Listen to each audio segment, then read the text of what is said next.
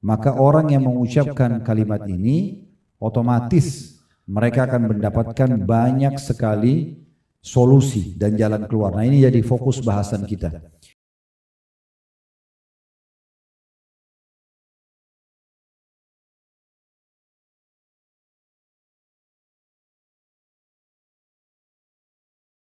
Bagian pegang bukunya bisa lihat dulu di halaman 33. Kita bahas halaman 31 ya. Tapi coba buka halaman 33, di situ ada ayatnya.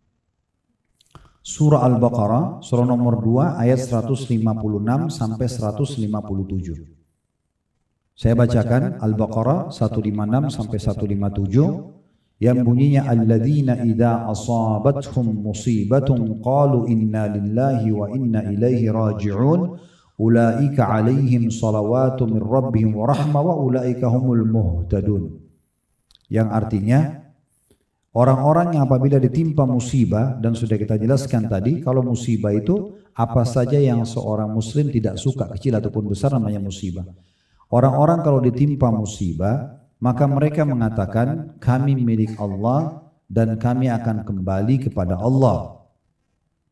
Maka janji Allah adalah kalau orang mengucapkan kalimat ini, mereka itulah orang-orang yang memperoleh ampunan. Maksudnya kalau musibahnya datang dikarenakan dosa-dosanya, maka akan dimaafkan dosa-dosa itu. Kalau dia katakan innalillahi wa inna ilaihi raji'un. Kemudian juga dan mendapatkan rahmat. Rahmat ini maksudnya karunia, rezeki. Ya, yang akan Allah berikan dari Rabb mereka, dan mereka itulah orang-orang yang mendapatkan petunjuk. Bayangkan sesederhana itu, ada musibah apapun yang kita tidak suka, langsung ucapkan innalillahi wa inna ilaihi raji'un, sudah langsung mendapatkan 3 janji Allah ini. Diampuni dosanya, diberikan rezeki atau rahmat, serta mendapatkan petunjuk. Baik, ini ayatnya, ini landasan ayat yang jadi bahasan kita. Baik, kita akan kembali ke halaman 31. Tadi halaman 33 itu hanya untuk membaca ayat tadi ya. Kata penulis di sini, istirja adalah ucapan innalillahi wa inna ilaihi raji'un. Sesungguhnya kami milik Allah dan hanya akan kembali ya kepada Allah. Di sini dikatakan yang diucapkan oleh seseorang yang terkena musibah.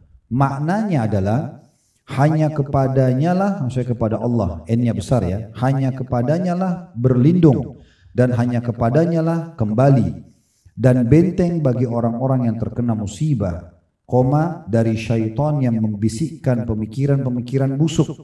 Maksudnya kalau ada musibah kan dibuat kita galau, makin dibesar-besarkan, makin diajarkan untuk ke jalan yang salah kayak mabuk, narkotika, malah menambah perbuatan dosa itu dari syaitan semua. Kalimat istirja ini akan menutup pintu syaitan itu, akan memperkecil kegalauan yang ada, karena kegalauan yang ada ini adalah tunggangan dari syaitan. Kalau kita sedang ada ujian kemudian makin pusing, makin sumpah, itu karena ditunggangi oleh syaitan. Karena kita tidak kembali kepada Allah Subhanahu wa taala, sehingga akhirnya syaitan tunggangi untuk membuat kita makin sedih, kita makin sumpah, kita makin merasa tidak ada jalan keluar. Ini semua dari syaitan. Nah, kalimat istirja itu termasuk akan menepis semua itu. Makanya penulis mengatakan, saya ulangi lagi di terakhirnya, ya, hanya artinya innalillahi wa inna ilaihi raji'un, hanya kepadanya lah berlindung dan hanya kepadanya, maksudnya kepada Allah kembali, dan benteng bagi orang-orang yang terkena musibah. Kalimat ini dari syaitan yang membisikkan pemikiran-pemikiran busuk, sudah kita berikan contoh tadi, sehingga hati goncang dan muncul tindakan-tindakan yang tidak diridhoi oleh Allah Subhanahu wa taala. Contoh misalnya orang-orang non-muslim pada saat mereka tertimpa musibah, mereka makin mabuk kan, mereka makin ke diskotik, mereka makin ke bar, mereka makin melakukan banyak, bahkan puncaknya sampai makin celaka karena dia bunuh diri. Bunuh diri dosa besar, kan gitu. Hanya karena masalah bisnisnya bangkrut, hanya karena putus cinta, hanya ini, hanya itu, yang semuanya itu urusan dunia, yang tidak ada urusannya sebenarnya dengan dia harus makin mencelakakan diri dia. Harusnya kan dia mencari solusinya. Sekarang kalau dia lapar, dia nggak bisa dapat makanan A, kan dia bisa ke makanan B, kan gitu. Misal contoh, dia nggak bisa berobat sembuh dengan dokter A, dia bisa pindah ke dokter B, kan masih ada seperti itu dalam Islam. Tapi syaitan membuat, dan itu yang sering terjadi pada orang-orang kafir, karena mereka tidak kembali kepada agama Allah dan tidak faham, maka ditutup solusi-solusi tersebut, kesannya sudah tidak ada jalan keluar, semua orang benci dia, semua bermasalah sama dia, dia pun tidak akan tidak menemukan solusinya, sudah buntu di sana sini, orang ini akan bunuh saya, orang ini akan ganggu saya, dan seterusnya, seperti sudah tidak ada solusi. Padahal sebenarnya dengan kembali kepada Allah dipastikan maka akan mendapatkan jalan keluarnya, karena semua pintu-pintu bisikan syaitan yang membuat kita was-was, ragu-ragu dan akhirnya khawatir terjerumus dalam kesalahan dan kecelakaan itu akan tertepis. Selanjutnya kata penulis di halaman 32, kalimat innalillah yang artinya sungguhnya kami milik Allah merupakan kalimat yang mentauhidkan atau mengesahkan Allah Ta'ala dan pengakuan sebagai hamba yang dimilikinya. Maksudnya ini musibah yang datang, saya sangat yakin yang ciptakan saya Allah, yang ciptakan musibah ini Allah, dan hanya bisa memberikan solusi Allah. Nah itu maknanya innalillah. Kemudian kata beliau, kalimat wa inna ilaihi raji'un, hanya kepadanya lah kami akan kembali, adalah pengakuan bahwa Allah lah yang memastikan kita dan akan membangkitkan kita kembali setelah mati. Ini adalah keimanan bahwa Allah Ta'ala lah yang memiliki hukum di dunia dan di akhirat. Dan kita yakin bahwa segala urusan adalah milik Allah Ta'ala, maka tidak ada tempat berlindung selain kepadanya.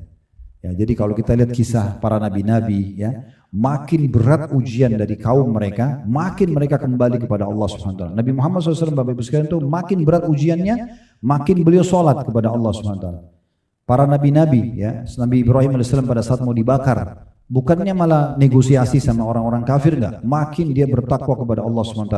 Nabi Musa AS pada saat mau dibunuh oleh Fir'aun, sudah ada di mulut, ya, di pinggiran Laut Merah, makin dekat kepada Allah Subhanahu Wa Taala. Begitu seterusnya, para nabi-nabi mereka makin dekatkan diri kepada Allah Subhanahu Wa Taala. Begitu juga dengan para sahabat Nabi, orang-orang saleh sebelum kita, makin ada masalah, makin dekat diri kepada Allah Subhanahu Wa Taala. Abdullah bin Abbas radhiyallahu anhu berkata, saya kalau punya doa atau hajat yang belum saya lihat jawabannya dari Allah, saya sengaja keluar untuk bersedekah dengan niat agar sedekah itu bisa membantu permasalahan saya selesai.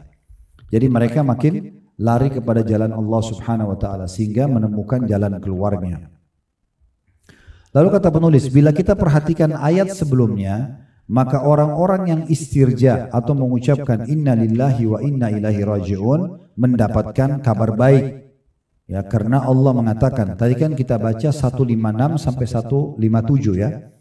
Nah, kalau kita kembali ke akhir ayat, di ayat 155-nya, Allah Subhanahu Wa Taala itu setelah menyebutkan memang kami akan uji kalian. Ya, walanabluwannakum bisyai'in, dengan sedikit, minal khauf, rasa takut, wal ju', rasa lapar, wa naqsim minal amwali wal anfusi wath thamarat, kekurangan jiwa, kekurangan harta, kekurangan panen, ya. Wa basyiris sabirin, sampaikan berita gembira kepada orang-orang yang sabar, ya. Jadi Allah, kata penulis, kalau kita kembali kepada satu ayat sebelumnya 155, Allah mengatakan wa basyiris sabirin, sampaikan berita gembira kepada orang-orang yang sabar, yang bisa menerima ujian Allah itu dan mereka bersangka baik pada Tuhan mereka, maka mereka adalah orang-orang yang mengucapkan ya inna lillahi wa inna ilaihi raji'un. Mereka itulah yang mendapatkan dari ampunan dari Tuhan mereka, juga rahmat atau harta, rezeki ya maksud saya, dan mereka mendapatkan petunjuk ya. Sekarang kita masuk ke halaman 33. Apa saja yang Bapak Ibu dapatkan kalau Bapak Ibu ucapkan istirja? Dikatakan yang pertama mendapat keberkahan. Makna berkah kecukupan ya. Makna berkah kecukupan. Dipastikan orang yang kalau tertimpa musibah, dia langsung menerima itu sebagai keputusan Allah. Bapak Ibu tidur malam, bangun pagi tiba-tiba flu, tiba-tiba demam. Pertama sekali sabar. Apa itu sabar? Terima dulu keputusan Allah. Oh, Allah lagi uji saya. Kemudian ikhtiar mencari jalan keluar. Mau keluar dari rumah tiba-tiba mendung, tiba-tiba hujan deras, tiba-tiba badai.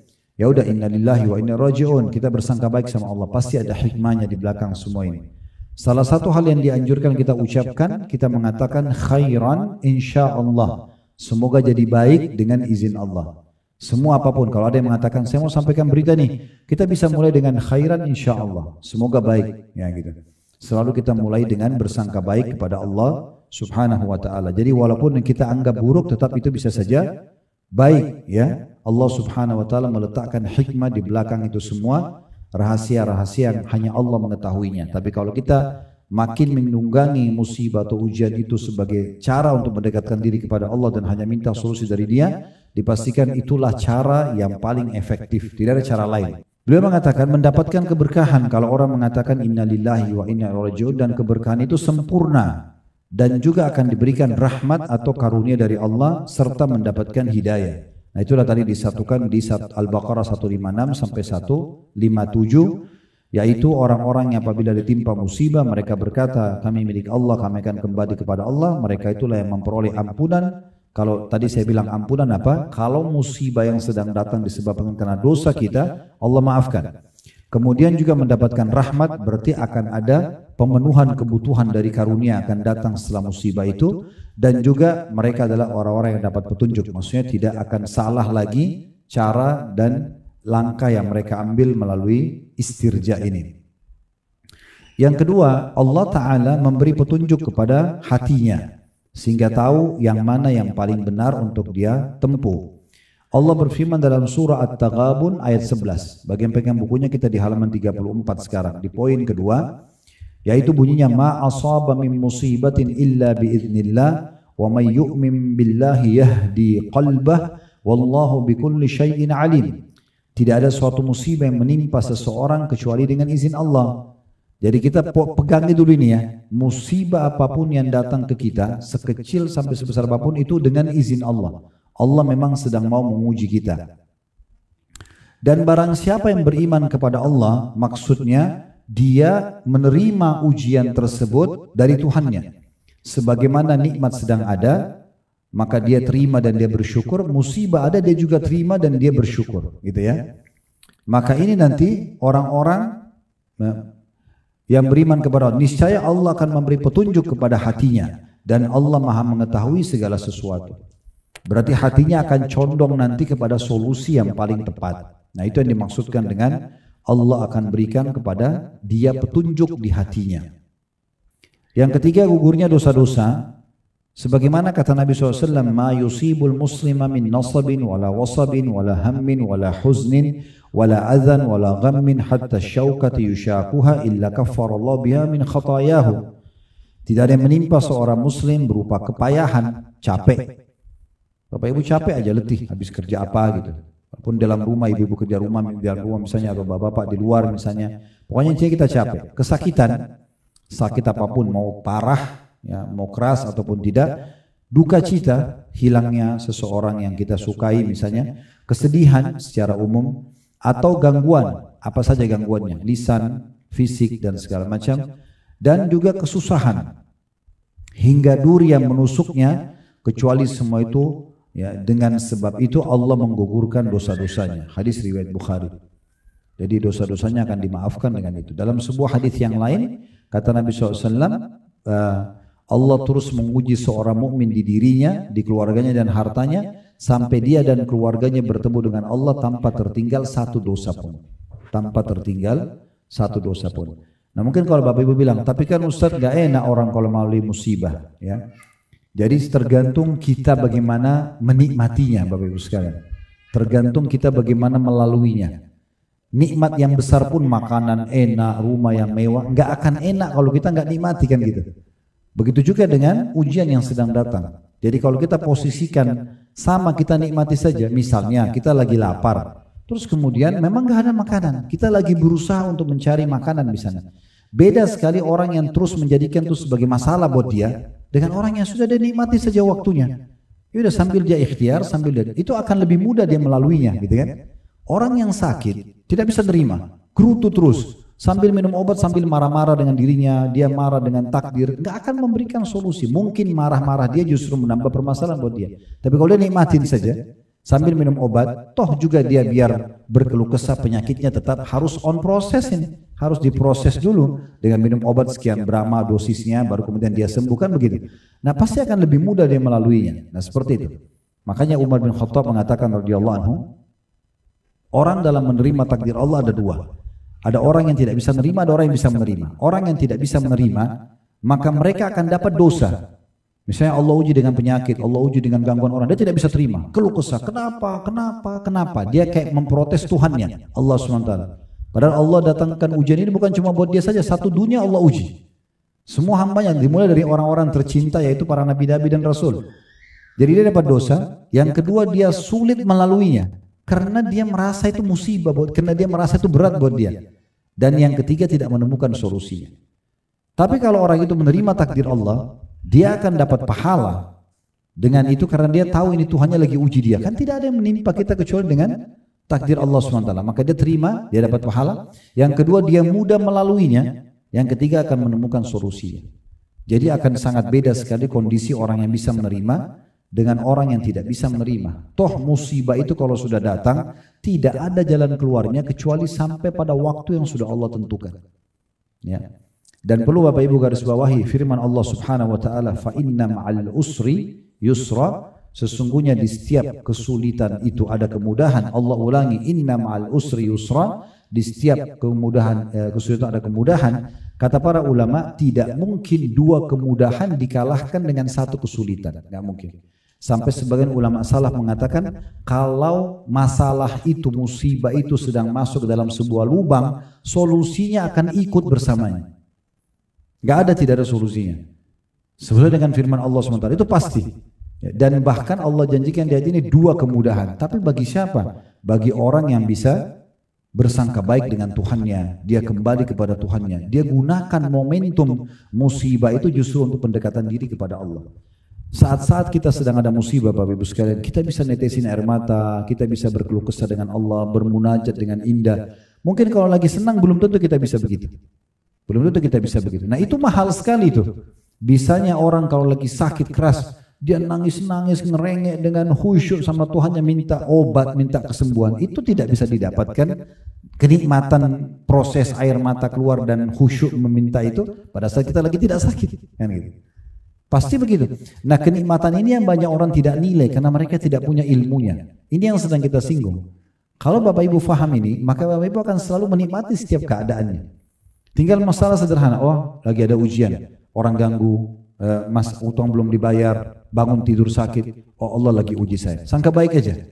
Udah, ya Allah kalau ini sebab dosa saya maafkan, berikan jalan keluar. Kalau ini sebab peninggian derajat, angkatlah derajatku ya Allah. Dan buatlah hambamu ini bisa melaluinya. Udah, terus nikmatin aja. Ikhtiar, berobat, minum air hangat, nikmati aja. Maka akan lebih mudah dibandingkan kita berkeluh kesah yang tidak ada manfaatnya.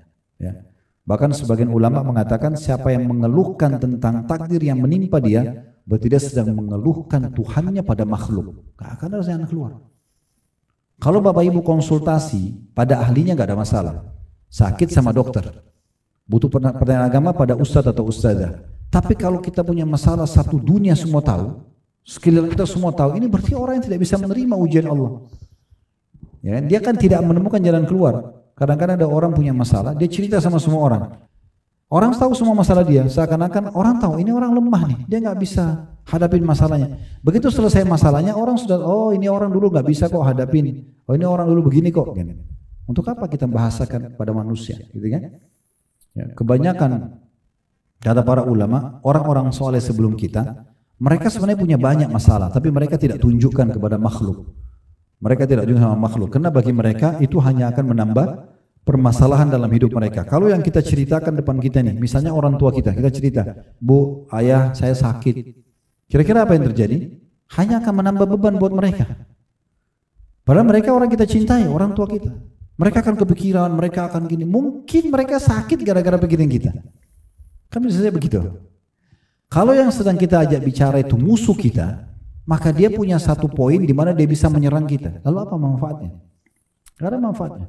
Saya ulangi lagi kaidah dasarnya, kalau sedang ada nikmat melimpah, yang ciptakan nikmat Allah, yang ciptakan kita Allah, yang bisa mempertahankan hanya Allah. Lalu kenapa minta kepada selain Allah? Gitu.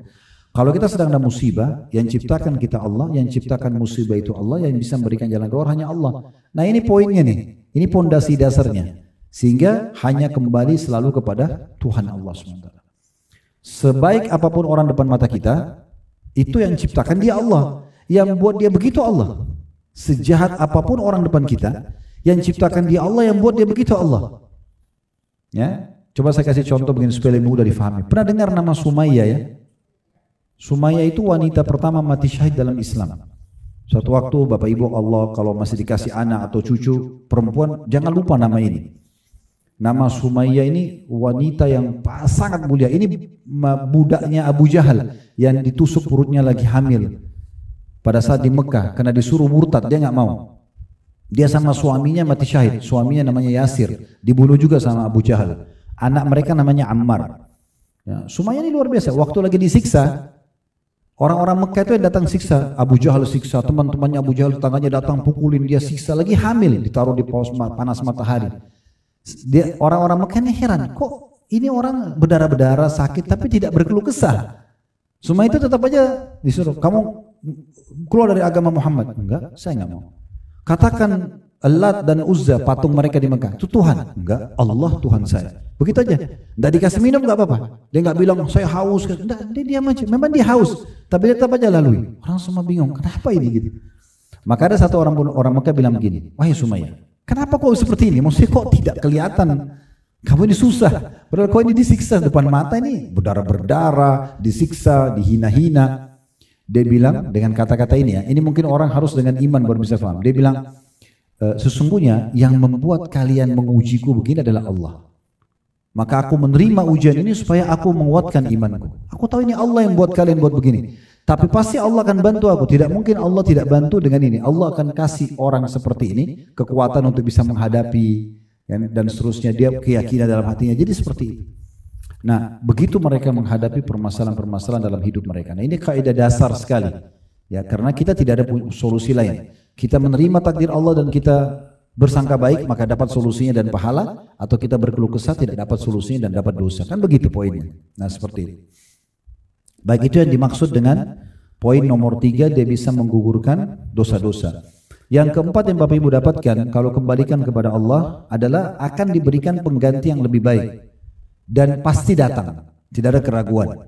Ya, dikisahkan Ummu Salamah radhiyallahu anha, ini istri Nabi SAW, suami pertamanya namanya Abu Salamah. Ya, Abu Salamah orang soleh, meninggallah Abu Salamah, kemudian Ummu Salamah mendengarkan hadis ini. Beliau mendengarkan hadis ini. Ummu Salamah mengatakan bahwa Nabi SAW bersabda, tidaklah seorang muslim tertimpa musibah lalu dia mengucapkan apa yang diperintahkan Allah Ta'ala, yakni inna lillahi wa inna ilaihi raji'un, kami adalah milik Allah dan kami akan kembali kepada Allah. Cuma di sini ditambah doanya. Kalau tadi kan ayat inna lillahi wa inna ilaihi raji'un saja kan. Nah, kalau di sini ditambah dengan doa Allahumma jurni, ya, ujurni ini maksudnya Allah berikanlah aku pahala yang melimpah fi musibati, dalam musibahku ini, wa akhlifli khairan minha, dan gantikan aku yang lebih baik. Ulang-ulangi terus ini. Inna lillahi wa inna ilaihi raji'un, Allahumma ujurni fi musibati wa akhlifli khairan minha, atau wa akhlifli khairan minha, terus ulangi. Jangan sekali dua kali. Mirip kita baca a'udzubillahi minasyaitonir rajim di saat kita malas ngaji, malas ibadah. Jangan sekali. Karena a'udzubillahi minasyaitonir rajim terbakar satu setan, sepupunya datang. Ulangi 5 kali, 6 kali. Kalau sudah banyak setan yang terbakar karena dipanah sama malaikat, yang lainnya jadi takut gitu. Yang lainnya jadi takut. Tapi kalau cuma satu aja, mungkin dia masih berani menggoda gitu kan. Nah, seperti itu. Jadi kita ulang-ulangi terus ini. Dan cara menghafal yang paling mudah, hafal maknanya. Ya, inna lillahi tadi sudah tahu kami milik Allah, wa inna ilaihi raji'un, kami akan kembali kepada Allah. Perhatikan potongan doanya, Allahumma jurni fi musibati. Ujur itu maksudnya berikan pahala. Allahumma artinya ya Allah.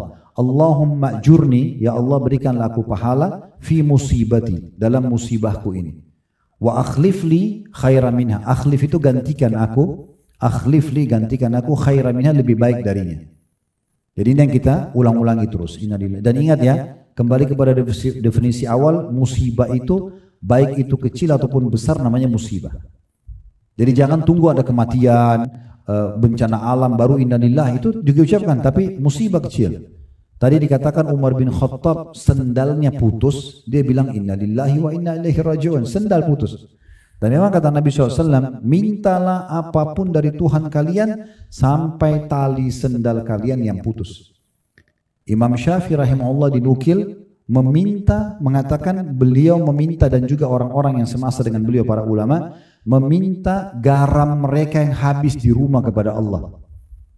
Meminta, ya Allah garam saya habis, berikanlah gitu ya. Saking manjanya sama Allah. Itu puncak doa. Itu puncak doa. Makanya kata Nabi SAW, kenali Tuhan kalian pada saat kalian lapang, Dia akan kenali kalian pada saat kalian sedang sempit. Ya. Baik, di sini kita baca sekali lagi, innalillahi wa inna ilaihi raji'un, Allahumma ajurni fi musibati wa akhlif li khairan minha. Sungguhnya kami milik Allah dan kami akan kembali kepada Allah. Ya Allah, berikanlah pahala bagiku ya pada musibahku ini, dan gantikan aku yang lebih baik, ya, dan gantikanlah dengan yang lebih baik bagiku. Kata Nabi SAW menyebutkan hadisnya, perhatikan di halaman 35 di paragraf yang di bawahnya, kecuali Allah akan menggantikannya dengan yang lebih baik. Pasti Allah ganti yang lebih baik dari musibah yang sedang menimpa dia.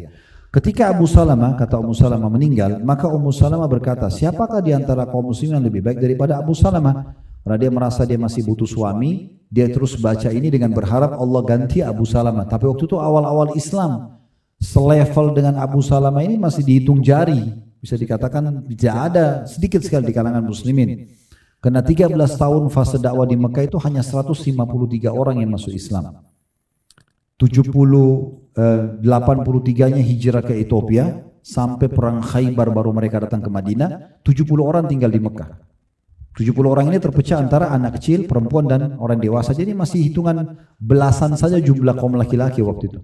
Meninggal Abu Salamah terkenal dengan keimanannya. Sampai waktu meninggal Nabi SAW doakan, ya Allah ampunilah Abu Salamah dan angkatlah dia di derajat orang-orang yang paling tinggi di surga. Karena orangnya sangat soleh gitu.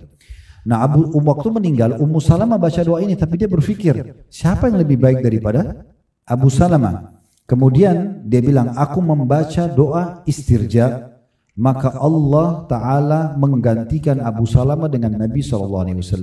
Yakni ia lalu diberistrikan oleh Nabi SAW, sebagaimana disebutkan dalam hadis riwayat Muslim.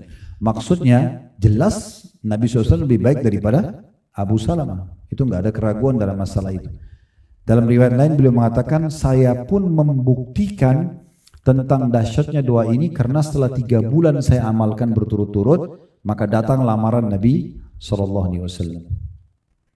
Yang kelima, yang terakhir yang bisa didapatkan kalau Bapak Ibu membaca kalimat istirja, yaitu mendapatkan kedudukan yang tinggi dan pahala yang melimpah. Diriwayatkan dari Abu Musa al-Ash'ari radhiyallahu anhu bahwa Rasulullah SAW bersabda, "Idza mata waladul 'abdi qala Allahu li malaikatihi qabattum walada 'abdi fayaquluna na'am." Fayaqul qabattum thamarata fuadi fayaquluna na'am. Fayaqulu madza qala 'abdi fayaquluna hamidaka wastarja'. Fayaqulu Allahu ubnu li 'abdi baitan fil jannati wa sammuhu baital hamdi. Terjemahannya, kata Nabi SAW, apabila anak seorang hamba meninggal, Bapak Ibu punya anak meninggal, belum balik misalnya, ya, maka Allah Ta'ala berfirman kepada para malaikatnya, kalian telah mencabut ruh anak hambaku, tanda tanya. Maka para malaikat menjawab, benar. Allah Ta'ala berfirman lagi, kalian mencabut nyawa buah hati hambaku, mereka menjawab, benar. Lalu Allah Ta'ala berfirman, apa yang dikatakan hambaku? Maka mereka menjawab, ia memujimu dan istirja. Inna lillahi wa inna ilaihi raji'un tadi. Maka Allah Ta'ala berfirman, bangunkan untuk hambaku itu sebuah istana di surga dan namai dia dengan istana pujian atau rumah pujian. Hadis ini diriwayatkan Tirmidzi, ya. Dan beliau mengatakan hadis ini hasan. Baik, dari hadis ini Bapak Ibu sekalian kita ambil dulu pelajaran-pelajaran penting. Yang pertama, Allah Subhanahu wa taala menentukan takdir dan juga Allah, ya, tidak meninggalkan kita sebagai hambanya dalam kondisi kita. Orang kalau meninggal anaknya, baik itu seorang ayah atau seorang ibu, pasti berbekas mau tidak mau, ya. Allah memang tanamkan dalam hati kita sebagai orang tua rasa sayang pada anak-anak. Kita tahu dalam Al-Quran bagaimana sedihnya ibunya Nabi Musa alaihissalam pada saat Nabi Musa mau dibunuh oleh Fir'aun. Fir'aun itu kasih peraturan 1 tahun anak-anak Bani Israel laki-laki dibiarkan hidup, tahun depannya harus dibunuh. Tahun setelahnya lagi diselang-selingkan begitu. Yang lahiran laki-laki dibiarkan hidup, lalu tahun depannya lagi dibunuh. Nah, Nabi Musa dan Nabi Harun adik kakak, Nabi Harun kakaknya. Waktu Nabi Harun lahir, itu berpapasan anak-anak Bani Israel tidak dibunuh. Tahun depannya Nabi Musa lahir, berpapasan waktu dibunuhnya anak-anak Bani Israel. Maka waktu itu menyebar prajurit-prajurit Fir'aun dengan bawa pedang, tidak peduli pokoknya. Siapapun ya, perempuan baru melahirkan langsung dibunuh bayinya kalau laki-laki. Maka ibu Nabi Musa sedih, ketakutan bagaimana caranya. Allah firmankan melalui Jibril AS untuk taruh di sebuah kotak, ditaruh di sungai, ya, kemudian mengalirlah dia ke istananya Fir'aun. Tapi waktu itu hati Nabi Musa, ibu Nabi Musa kosong karena ternyata setelah ditaruh di sungai Nil, mengalir, diikutin, lama-lama hilang. Karena mengalir sampai menuju ke istananya Fir'aun. Waktu itu Allah gambarkan bagaimana hati ibunya Nabi Musa kosong.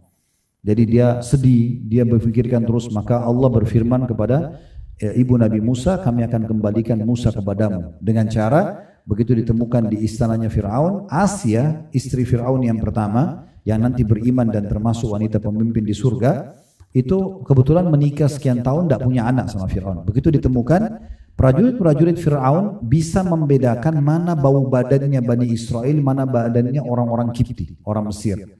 Mereka bisa bedakan bau badannya. Maka mereka begitu cium, ini Bani Israel. Begitu mau dibunuh Nabi Musa, Asia bilang jangan. Lalu dia mengatakan kepada Fir'aun, jangan dibunuh. Mungkin ini bisa kita jadikan anak antara aku sama kau. Intinya tumbuh besarlah di rumah Fir'aun. Tapi waktu itu Allah mengatakan kami haramkan bagi Musa untuk menyusui dari wanita manapun dari orang Kipti. Sampai akhirnya Allah buat Nabi Musa hanya mau menyusui dari ibunya saja. Tapi Asia dan Fir'aun tidak tahu kalau itu ibunya Nabi Musa. Ringkas cerita tentu akhirnya kembalilah Musa alaihissalam kepada ibunya. Tapi hatinya sempat kosong.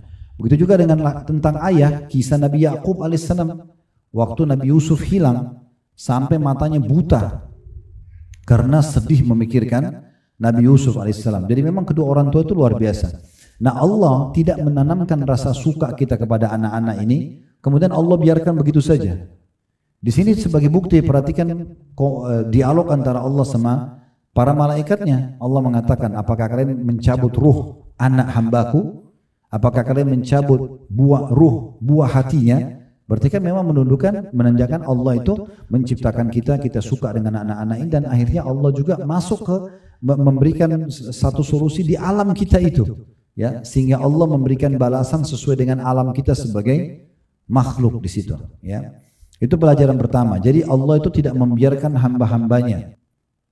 Allah akan masuk ke dalam hidup kita. Seperti juga hadis yang lain, tidak ada seorang hamba yang kata Allah SWT dalam hadis qudsi, siapapun hamba yang aku ambil kedua permata tubuhnya, maksudnya matanya, Allah butakan, dia lahir buta misalnya, kecuali aku akan balas untuknya surga. Aku akan balas untuk surga. Padahal sebenarnya bisa saja kan Allah mau ciptakan buta, mau tidak buta terserah. Tapi Allah masuk ke alam itu, dalam arti kata di sini bukan zatnya Allah, tetapi Allah membuat hukum-hukum yang bisa masuk ke kita, sehingga kita memahami. Allah itu seperti memahami betul keadaan kita. Oh, kalau mata ini buta kan dia tidak bisa melihat, tapi Allah balas dengan surga misalnya. Ada seorang wanita berkulit hitam datang di masa Nabi SAW dan dia kena penyakit epileps, ya, penyakit ayan. Kemudian dia bilang, ya Rasulullah, saya kena penyakit begini dan saya minta anda doakan supaya sembuh. Kata Nabi SAW, kalau mau saya doakan sekarang kamu bisa sembuh, detik ini juga. Tapi kalau kamu bersabar, maksudnya tetap berobat, ikhtiar, bukan spontan, bukan instan gitu, langsung kau nikmati proses sampai nanti kalau Allah sembuhkan, maka bagimu surga. Dia bilang, saya bersabar ya Rasulullah. Allah datangkan ujian penyakit itu, tapi kalau hamba itu bersabar, dia tetap melalui prosesnya, maka dijamin baginya surga, gitu kan? Dia cuma mengatakan, kalau gitu ya Rasulullah, saya kalau lagi kambuh seringkali pakaian saya terbuka, maka berdoalah kepada Allah agar tidak tersingkap aurat saya. Nah, seperti itu. Itu contohnya. Ini yang pelajaran pertama yang bisa kita ambil. Pelajaran yang kedua, bagaimana besarnya, bagaimana adanya anjuran agar orang kalau ditimpa musibah pun dia memuji Allah dan istirja, kembali kepada bahasan kita, ya. Jadi manusia itu ada tingkat-tingkatan, ya. Tingkatan yang paling buruk itu diberikan nikmat dia berkeluh kesah. Apalagi kalau diberikan ujian atau musibah. Kalau Bapak Ibu ketemu sama orang seperti ini, biasanya tidak pernah lisannya bilang alhamdulillah. Rumahnya bagus, fisiknya sudah sempurna, pakaiannya udah bagus, kendaraannya banyak, pekerjaan bagus, tetap saja keluh kesah. Pembantu saya begini, rumah saya begitu, suami saya begini, istri saya begitu. Tidak ada satupun lisannya mengatakan alhamdulillah. Kalau dalam nikmat aja dia berkeluh kesah, bagaimana kalau ada ujiannya nih? Maka ini orang yang paling buruk. Karena dia seakan-akan nikmat pun yang diberikan tidak ada nilainya di depan mata dia. Padahal seteguk air saja yang kita teguk, sementara kita lagi haus, itu sebuah nikmat yang sangat besar. Sampai kata Nabi SAW, termasuk nikmat yang akan Allah tanya hari kiamat adalah air dingin yang bisa diteguk oleh seseorang. Karena itu nikmat yang sangat besar. Yang kedua, standar. Kalau diberikan nikmat, dia bersyukur. Kalau diberikan ujian, dia bersabar. Ini standar orang-orang beriman. Kata Nabi SAW, sungguh mengagumkan perkara orang-orang beriman, dan itu tidak dimiliki kecuali orang beriman. Kalau diberikan nikmat dia bersyukur, diberikan ujian dia bersabar. Nah, ada yang lebih hebat dari itu, tingkatnya orang-orang muhsin. Nah, ini yang sedang kita bahas. Kalau diberikan nikmat dia bersyukur, diberikan ujian juga bersyukur. Dia kena sakit, diganggu orang, alhamdulillah, alhamdulillah, tetap aja alhamdulillah. Bersangka baik pada Tuhannya. Kalau ini datang dalam bentuk musibah, berarti pembersihan dosa saya, berarti ini peninggian derajat saya. Nah, seperti itu. Ada seorang salafus soleh dulu, dia baru beli kurma dengan tangkainya dan sangat bagus, lalu tiba-tiba ada muridnya bilang, Anda baru digibah, digunjingin oleh seseorang.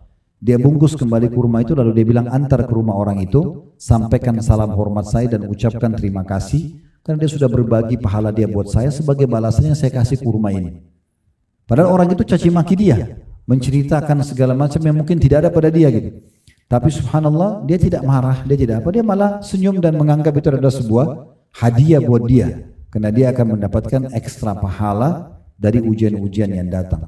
Yang penting Bapak Ibu sekalian, dalam masalah atau musibah atau masalah yang sedang kita hadapi dengan orang, jangan kita yang bermasalah dengan orang. Orang lain bermasalah sama kita nggak ada masalah. Jangan kita, karena kalau kita yang bermasalah, kita yang salah nih, berarti dia punya peluang untuk menuntut kita kan nanti. Nah, tapi kalau dia yang masalah sama kita nggak ada masalah, karena kita bisa tuntut. Ya. Sampai jangankan kita Bapak Ibu sekalian, para nabi-nabi dicaci maki oleh kaumnya. Abu Bakar sama Umar, itu kata Nabi SAW, sahabat Nabi dan juga mertua Nabi, adalah pemimpin orang dewasa di surga. Abu Bakar sama Umar itu mulia sekali kedudukannya. Maka setelah mereka meninggal, ada orang yang caci maki. Abu Bakar itu begini, Umar itu begini, dicaci maki. Sampai sekarang orang-orang Syiah di Iran masih mencaci maki Abu Bakar sama Umar. Di zaman itu setelah Nabi SAW meninggal, Abu Bakar sama Umar juga sudah meninggal. Ada orang tanya kepada Ummul Mukminin Aisyah radhiyallahu anha, wahai Ummul Mukminin, bagaimana pendapat anda dengan orang yang mencaci maki Abu Bakar sama Umar? Kata Aisyah, saya tidak melihat kecuali Allah ingin menambahkan pahala buat mereka setelah mereka meninggal. Jadi orang lain kalau punya masalah sama kita, biarin aja, kita panen pahalanya, asal jangan kita yang masalah sama orang gitu ya. Kalau orang masalah sama kita, nabi-nabi aja ada orang masalah sama dia. Sehebat apapun Bapak Ibu menjaga nama baiknya, ya penampilannya, ada saja orang yang tidak suka. Itu sudah umum. Makanya di YouTube itu semuanya tidak semua begini, pasti ada jempol bawah. Dan ingat firman Allah SWT, Inna Allah yudafi anil ladina aman. Allah akan selalu membela orang-orang yang beriman. Yang terakhir yang bisa kita ambil, jadi pentingnya kita selalu memuji Allah, ya, ini level tertinggi. Diberikan nikmat bersyukur, diberikan ujian, dia juga tetap bersyukur. Tadi saya sebutkan hadisnya, Nabi SAW kalau sedang nikmat melimpah, beliau membaca Alhamdulillahilladzi binikmati timmus salihat. Segala puji dan puja kehadirat Allah yang semua kebaikan tersempurnakan dengan izinnya. Kalau ada musibah, beliau mengatakan Alhamdulillah ala kulli hal. Baik, selanjutnya yang terakhir yang bisa kita ambil adalah diberikannya istana secara khusus di surga. Diberikannya istana secara khusus di surga bagi orang yang suka memuji Allah dan istirja. Jadi kita ini Bapak Ibu sekalian di surga bisa punya banyak sekali istana. Banyak sekali, bisa ribuan, bisa jutaan istana. Dan setiap ibadah itu punya camp istana sendiri. Ada pintu gerbang untuk sholat, ada pintu gerbang untuk sedekah, ada pintu gerbang untuk jihad. Dan di dalam pintu gerbang itu ada lagi istana-istana yang sangat banyak dan level-levelnya berbeda-beda, tergantung daripada kadar keikhlasan seseorang. Nah, seperti itu. Oleh karena itu Bapak Ibu sekalian, salah satu poin cara mendapatkan istana tambahan adalah dengan memuji Allah dan mengucapkan istirja. Maka ini pasti akan mendatangkan satu istana khusus, namanya istana puji-pujian. Istana puji-pujian. Allahu a'lam.